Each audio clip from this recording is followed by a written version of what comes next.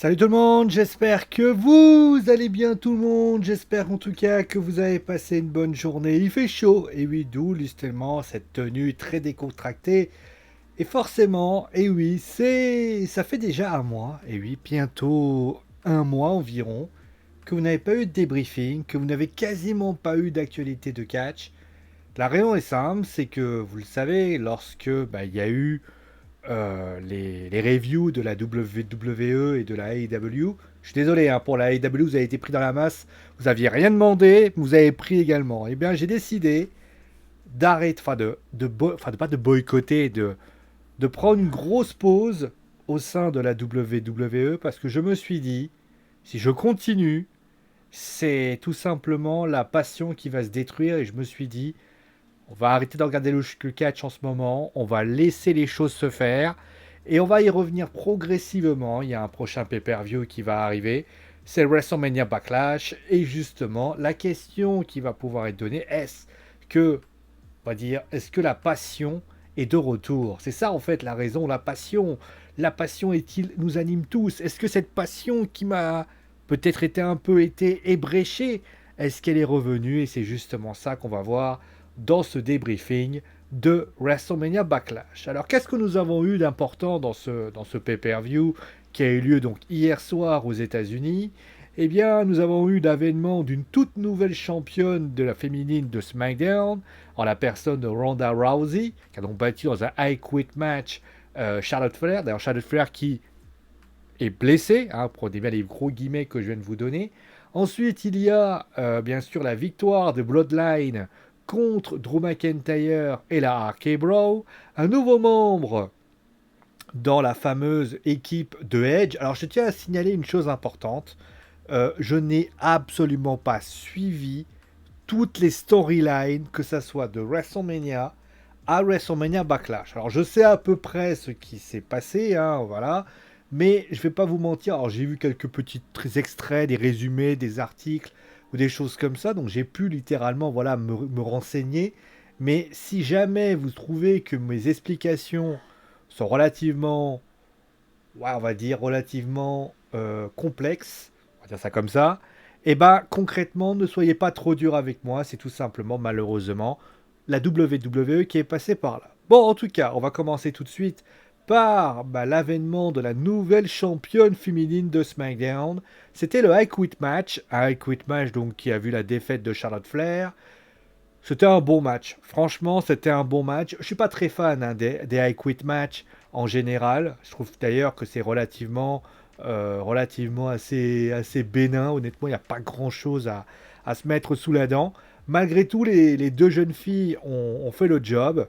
J'ai trouvé que le final était peut-être un peu alambiqué, le fait que voilà, mais à final, c'était pas mal et ça pourrait donner. D'ailleurs, au niveau des, maintenant le plus dur arrive du côté de Ronda, qui malheureusement va devoir, pour elle malheureusement, va devoir faire des speeches, va devoir se comporter comme une réelle championne au sein de la WWE et plus précisément du côté de SmackDown, et donc défier des lutteuses. Alors pour l'instant, Sasha Banks et Naomi sont mis de côté puisqu'elles sont pour le titre féminin par équipe de la WWE. Mais il va falloir littéralement faire confiance à des lutteuses comme Raquel Rodriguez, et oui, puisque Gonzalez n'existe plus, on va devoir faire confiance à d'autres lutteuses qui vont devoir littéralement prendre la part du gâteau, et on peut espérer aussi peut-être le retour de la petite Bailey, qui, on sait, est supposée faire son retour très prochainement. Malheureusement, cela ne s'est pas fait pour le moment. Voilà, après au niveau du match, voilà, comme j'ai dit, franchement, il y avait des belles choses. J'ai trouvé notamment qu'ils ont beaucoup joué sur la soumission. Et j'ai trouvé que c'était plutôt bien amené. Voilà, la soumission qui était bien portée, bien lourde. Il y a eu des combats à l'extérieur. Il y a eu des combats. D'ailleurs, à un moment donné, moi, j'ai pas trop compris. Ils sont partis. Moi, je m'attendais réellement à ce qu'ils se combattent en coulisses. Elle est revenue avec deux kendo sticks. Au final, elle s'est fait prendre à un moment donné la kendo stick. Elle s'est pris des coups. D'ailleurs, ils se sont restés vraiment soft, hein. Ils ont pris des kendo sticks. Ils ont pris des trucs comme ça. J'ai trouvé que c'était relativement voilà, on aurait pu exploser beaucoup plus. Ça s'est pas fait, mais bon, voilà, on va pas finir notre fine bouche, pour ainsi dire. On va passer maintenant, bien évidemment, à un match que tout le monde attendait. C'était bien sûr le Six-Man Tag Team Match entre la Bloodline, le RK Bro et Drew McIntyre. Alors, le match était pas mal. Franchement, c'était un match par équipe qui était relativement... voilà, c'était intéressant. Il y avait du... C'est plutôt la fin, voilà, où ça a un petit peu impacté beaucoup de choses. D'ailleurs, ils ont pris les ceintures pour les retirer après. Parce que les ceintures n'ont plus été en jeu à partir de là. Ça aussi, j'ai pas trop compris. Voilà, d'un seul coup, tu prends une décision, puis d'un seul coup, tu décides de ne pas prendre de décision. Voilà, c'est pas mal. Hein. Bravo la WWE pour pouvoir teaser quelque chose qui n'est pas possible. Bon, enfin bref. Pour ce qui s'agit de la victoire de Roman Reigns, moi, honnêtement, moi, je m'attendais peut-être à une victoire de McIntyre pour essayer de lancer la rivalité. Je trouve, alors certaines personnes trouvent que Roman est booké trop fort. Je suis un peu de l'avis de tout le monde, c'est-à-dire que je trouve que la WWE, s'il y avait une opportunité pour faire perdre Roman, c'était vraiment ce match-là. Une défaite sur un coup sur les Usos avec Drew McIntyre qui aurait pu devenir challenger numéro 1 pour le titre, ça aurait pu être intéressant. Là, c'est Riddle qui prend le tombé, Roman Reigns qui fait le tombé littéralement. Je trouve qu'il y a c'est trop axé sur Roman. Je pense qu'il va falloir retravailler ça. En tout cas, moi, j'ai pas trouvé ça très très pertinent de le faire gagner. Après le match en lui-même, c'est du match par équipe classique, hein, comme d'à côté. Moi, je comprends pas la WWE. C'est-à-dire que les gens ont été fantasmés en disant oh, c'est trop bien ce qu'a fait la WWE avec ce qui était proposé au main event. Moi, franchement, je suis désolé. Regardez ce qu'a proposé le Shield contre l'Evolution. On peut faire des beaux matchs hein, avec un match comme ça. Notamment, regardez à NXT, regardez à la AEW. Comment ça part dans tous les sens. Me dites pas qu'il n'y avait pas 6 grands techniciens sur le ring. Vous pouviez faire des trucs de dingue. Et au lieu de ça, vous vous êtes contenté de voir un mec au sol, etc. Ça, j'aime pas ça, honnêtement. C'est quelque chose qui m'énerve. Et ça a le don de m'agacer au plus haut point. Voilà. On va passer maintenant, bien sûr, par parler, eh bien, de... Alors, on va parler de Edge après. On va parler, bien sûr, de Seth Rollins, qui a donc perdu contre Cody Rhodes. Donc, deuxième victoire consécutive de Cody, qui gagne par un roll-up. Alors, le roll-up, un peu utilisé, bon, pourquoi pas. Par contre, moi, il y a un truc qui m'a un peu étonné. Alors, je vous le dis la vérité. J'ai trouvé que le match... J'ai trouvé que le premier match était bien meilleur que le deuxième. Celui-ci était bien plus faible. Honnêtement, j'ai trouvé que les lutteurs, Cody a plus subi, surtout en début de match. Franchement, moi j'ai vu subir beaucoup. Après, c'était un peu mieux au fil du temps. Hein. Seth Rollins et Cody ont fait petit à petit sont montés en puissance au fil du temps. Mais si on doit comparer les deux matchs entre WrestleMania et WrestleMania Backlash, bah malheureusement celui de WrestleMania Backlash pour moi est inférieur à celui de WrestleMania.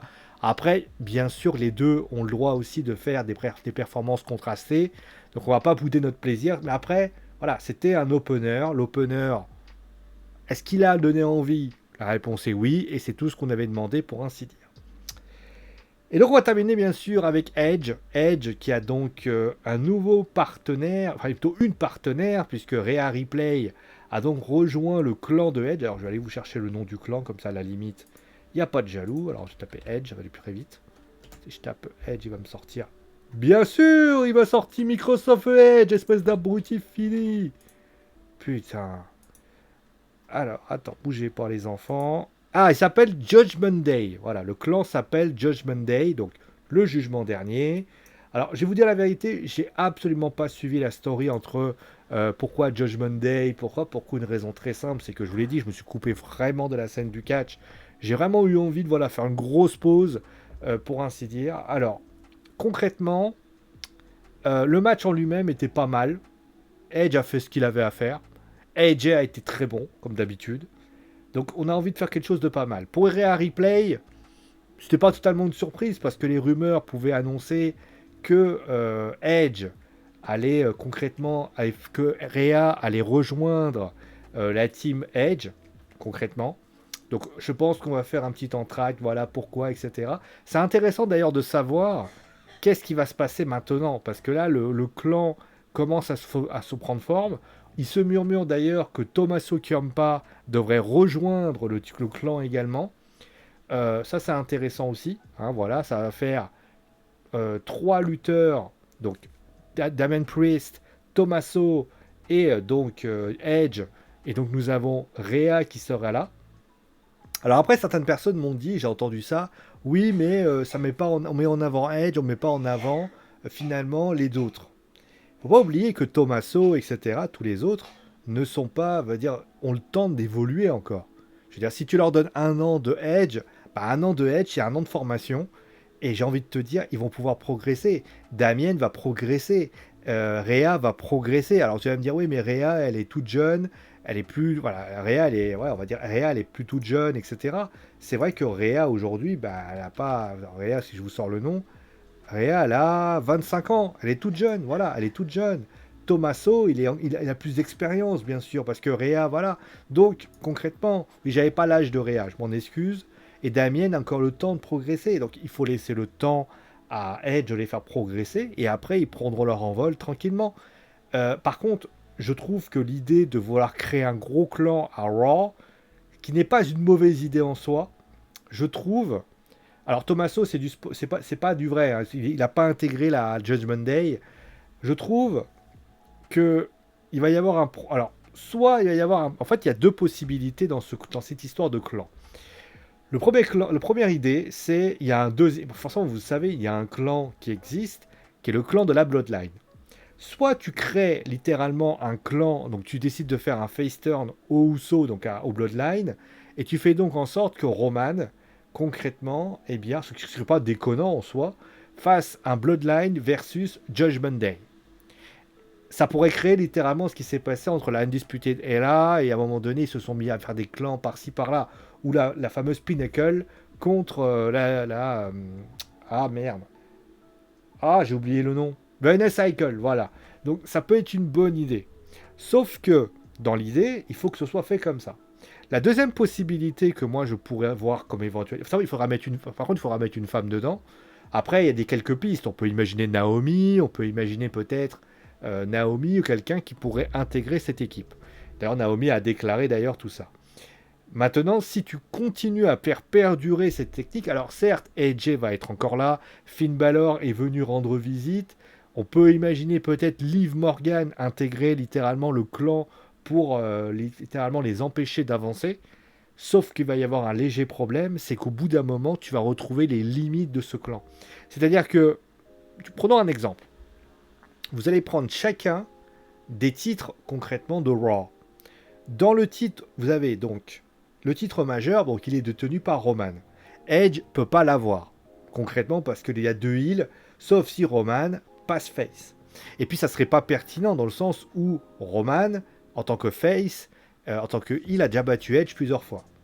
Du côté de Damian Priest, on pourrait imaginer qu'il aille vers le titre des États-Unis. Il ne peut pas.